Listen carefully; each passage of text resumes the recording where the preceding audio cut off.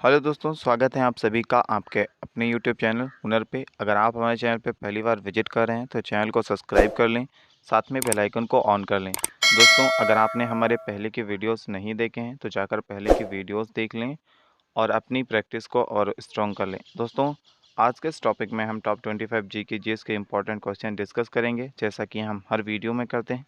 तो चलिए दोस्तों, बिना देर किए वीडियो को स्टार्ट करते हैं। आपका पहला क्वेश्चन है, सिख समुदाय के अंतिम गुरु थे। इस क्वेश्चन में आपको बताना है जो सिख समुदाय है उसके अंतिम गुरु कौन थे। आपके पास ऑप्शन है गुरु अर्जुन देव, गुरु तेग बहादुर, गुरु गोविंद सिंह या गुरु हरिकृष्ण। यहाँ पे दोस्तों आपका जो राइट आंसर होगा ऑप्शन सी, गुरु गोविंद सिंह। गुरु गोविंद सिंह सिख समुदाय के अंतिम गुरु थे, इसलिए इसका करेक्ट आंसर है option C. Option C is the correct answer. अगले क्वेश्चन की तरफ बढ़ते हैं। क्वेश्चन नंबर 2, कुचिपुड़ी नृत्य कहाँ आरंभ हुआ था। इस क्वेश्चन में आपको बताना है जो कुचिपुड़ी नृत्य है वो कहाँ से आरंभ हुआ था। आपके पास ऑप्शन है राजस्थान, आंध्र प्रदेश में, कर्नाटक या पंजाब में। यहाँ पे दोस्तों आपका राइट आंसर होगा ऑप्शन बी, आंध्र प्रदेश में। Option B is the correct answer of this question. Next question की तरफ चलते हैं। क्वेश्चन नंबर 3, स्वामी दयानंद सरस्वती ने किस समाज की स्थापना की थी। दोस्तों, इस क्वेश्चन में आपको बताना है जो स्वामी दयानंद सरस्वती थे उन्होंने किस समाज की स्थापना की थी। ऑप्शन है आपके पास ब्रह्म समाज, आर्य समाज, प्रार्थना समाज या दयानंद वैदिक समाज। यहाँ पे दोस्तों आपका राइट आंसर है option B, Arya Samaj. Option B is the correct answer. अगले क्वेश्चन की तरफ चलते हैं। क्वेश्चन नंबर 4, भारत की प्रथम महिला शासक बनी थी। दोस्तों, इस क्वेश्चन में आपको बताना है कि भारत की प्रथम महिला कौन थी जो पहली शासक बनी थी। आपके पास ऑप्शन है चांद बीबी, रजिया बेगम, रानी लक्ष्मीबाई या बेगम नूरजहां। राइट आंसर होगा आपका ऑप्शन बी, रजिया बेगम। रजिया बेगम भारत की प्रथम महिला शासक बनने वाली महिला हैं, इसलिए इसका right answer option B. Option B is the correct answer. अगले क्वेश्चन की तरफ चलते हैं। क्वेश्चन नंबर 5, टीपू सुल्तान कहाँ का शासक था। इस क्वेश्चन में आपको बताना है जो टीपू सुल्तान शासक था वो कहाँ का शासक था। हैदराबाद, अहमदनगर, मैसूर या बीजापुर। राइट आंसर आपका ऑप्शन सी, मैसूर। टीपू सुल्तान मैसूर का राजा था, इसलिए option C is the correct answer of this question. अगले क्वेश्चन की तरफ बढ़ते हैं। क्वेश्चन नंबर 6, पृथ्वी की उपसौर स्थिति किस महीने में होती है। इस क्वेश्चन में आपको बताना है जो पृथ्वी की उपसौर की स्थिति बनती है वो किस माह में बनती है। आपके पास ऑप्शन है जनवरी, मार्च, अप्रैल या मई। राइट आंसर आपका ऑप्शन है जनवरी। जनवरी माह में उपसौर की स्थिति बनती है, इसलिए option a is the correct answer of this question. अगले क्वेश्चन की तरफ बढ़ते हैं। क्वेश्चन नंबर 7, पृथ्वी के किस भाग में निकेल और लोहा की प्रधानता पाई जाती है।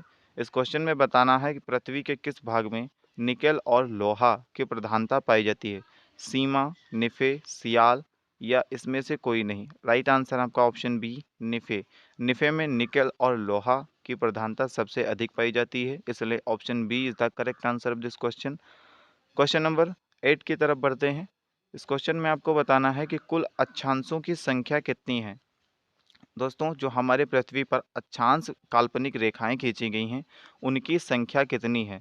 70 है, 90 है, 160 है या 180 है। तो यहाँ पे दोस्तों जो आपका राइट आंसर होगा option D. Option D is the correct answer. कुल अक्षांशों की संख्या 180 है। Option D is the correct answer. अगले क्वेश्चन की तरफ बढ़ते हैं।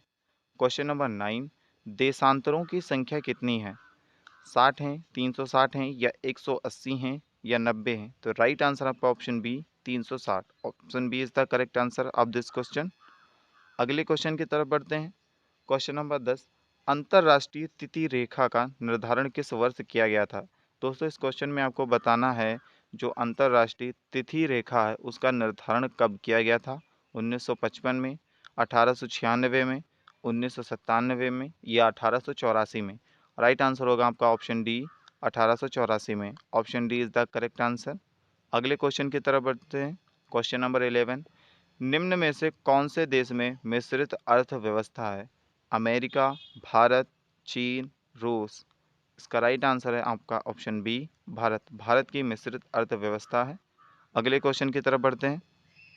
क्वेश्चन नंबर 12, जनसंख्या वृद्धि से आर्थिक विकास की गति में क्या होता है। इस क्वेश्चन में आपको बताना है कि अगर जनसंख्या में वृद्धि होगी तो विकास की गति में क्या होगा। आपके पास ऑप्शन है सामान्य रहित है, तीव्र हो जाती है या मंदी हो जाती है या कुछ भी नहीं होता। ऑप्शन ए है आपका सामान्य रहती है, तीव्र हो जाती है, मंदी हो जाती है या कुछ भी नहीं होता। तो इसका राइट आंसर होगा ऑप्शन सी, मंदी हो जाती है। Option C is the correct answer of this question. अगर जनसंख्या में वृद्धि होगी तो आर्थिक विकास की गति में मंदी हो जाती है। Option C is the correct answer of this question. अगले क्वेश्चन की तरफ बढ़ते हैं। Question number 13, radar. रडार में किस प्रकार की तरंगे होती हैं? इस क्वेश्चन में आपको बताना है जो रडार होती है उसमें किस प्रकार की तरंगे होती हैं। विद्युत तरंगे होती हैं, विद्युत चुंबकीय तरंगे होती हैं, ध्वनि तरंगे होती हैं या उपयुक्त में से कोई नहीं। इस क्वेश्चन का राइट आंसर है आपका ऑप्शन बी, विद्युत तरंगे होती हैं। Option B is the correct answer, विद्युत चुंबकीय तरंगे होती हैं। रडार में विद्युत चुंबकीय तरंगे पाई जाती हैं, इसलिए option B is the correct answer. अगले क्वेश्चन की तरफ बढ़ते हैं। क्वेश्चन नंबर 14, आर्थिक विकास की व्याख्या के विभिन्न आधार कौन कौन हैं? इस क्वेश्चन में आपको बताना है जो आर्थिक विकास के विभिन्न आधार हैं वो कौन कौन से हैं। सकल राष्ट्रीय उत्पाद है, प्रति व्यक्ति आय है या आर्थिक कल्याण का आधार है या इनमें से सभी हैं। दोस्तों इस क्वेश्चन का राइट आंसर है ऑप्शन डी, इनमें से सभी। Option D is the correct answer. ये सारे के सारे आर्थिक विकास की व्याख्या के विभिन्न आधार हैं, इसलिए option D is the correct answer of this question. अगले क्वेश्चन की तरफ बढ़ते हैं। स्वतंत्रता संग्राम में गांधी जी ने किसान आंदोलन कहाँ से प्रारंभ किया था? साबरमती से, बारदौली से, चंपारण से या बिजौलिया से? राइट आंसर आपका ऑप्शन सी, चंपारण से। Option C is the correct answer of this question. Next question की तरफ बढ़ते हैं। क्वेश्चन नंबर 16, संविधान सभा के सम्मुख किसने संविधान की प्रस्तावना प्रस्तावित की थी? इस क्वेश्चन में आपको बताना है कि संविधान की प्रस्तावना किसने प्रस्तावित की थी। सुभाष चंद्र बोस ने, पंडित जवाहरलाल नेहरू ने, स्वामी सहजानंद ने या महात्मा गांधी ने? राइट आंसर आपका option B, Pandit Jawaharlal Nehru. Option B is the correct answer. अगले क्वेश्चन की तरफ बढ़ते हैं। क्वेश्चन नंबर 17, मौलिक अधिकारों पर निम्नलिखित में से किसके द्वारा प्रतिबंध लगाए जा सकते हैं? इस क्वेश्चन में आपको बताना है कि मौलिक अधिकारों पर किसके द्वारा प्रतिबंध लगाया जा सकता है। राष्ट्रपति के द्वारा, लोकसभा के द्वारा, उच्चतम न्यायालय द्वारा या राज्यसभा द्वारा? राइट आंसर आपका ऑप्शन सी, उच्चतम न्यायालय द्वारा। दोस्तों हमारे मौलिक अधिकारों पर केवल और केवल उच्चतम न्यायालय ही प्रतिबंध लगा सकता है, इसलिए option C is the correct answer of this question. अगले क्वेश्चन की तरफ बढ़ते हैं। क्वेश्चन नंबर 18, भारत में वित्त आयोग के सदस्यों की नियुक्ति किसके द्वारा की जाती है? इस क्वेश्चन में आपको बताना है जो वित्त आयोग के सदस्यों की नियुक्ति होती है वो किसके द्वारा की जाती है।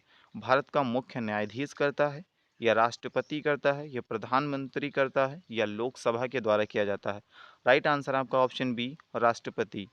राष्ट्रपति के द्वारा वित्त आयोग के सदस्यों की नियुक्ति की जाती है, इसलिए option B is the correct answer of this question.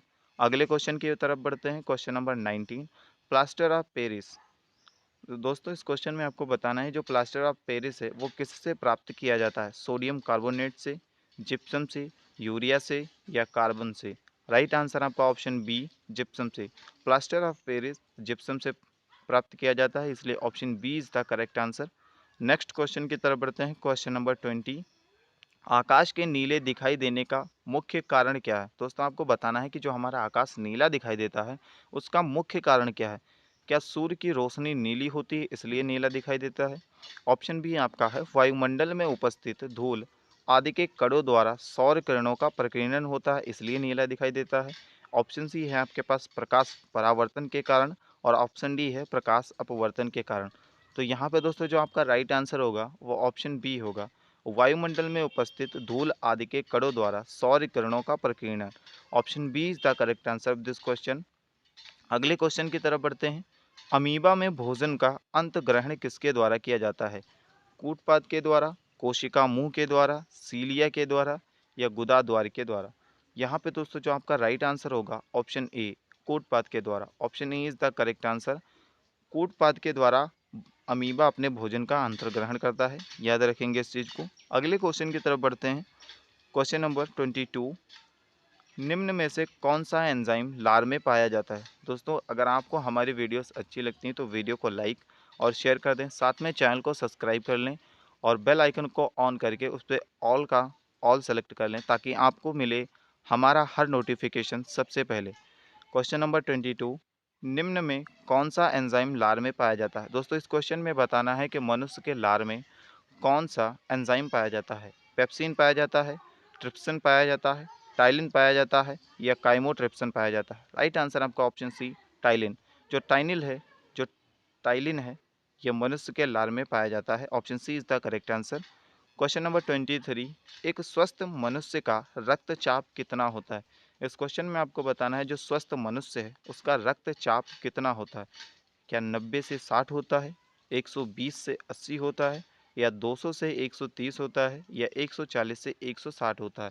Right answer आपका ऑप्शन बी 120 से 80 होता है।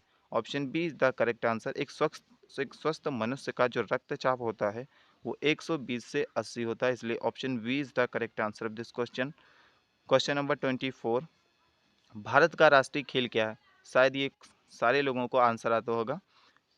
आपके पास ऑप्शन है कबड्डी, क्रिकेट, शतरंज या हॉकी। राइट आंसर आपका ऑप्शन डी हॉकी।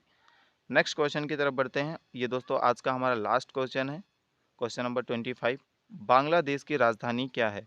ढाका है, अमरावती है, जेरूसलम है या याकू है। यहाँ पे दोस्तों आपका राइट आंसर होगा ऑप्शन ए ढाका। बांग्लादेश की जो राजधानी है वो ढाका है, इसलिए option a is the correct answer of this question.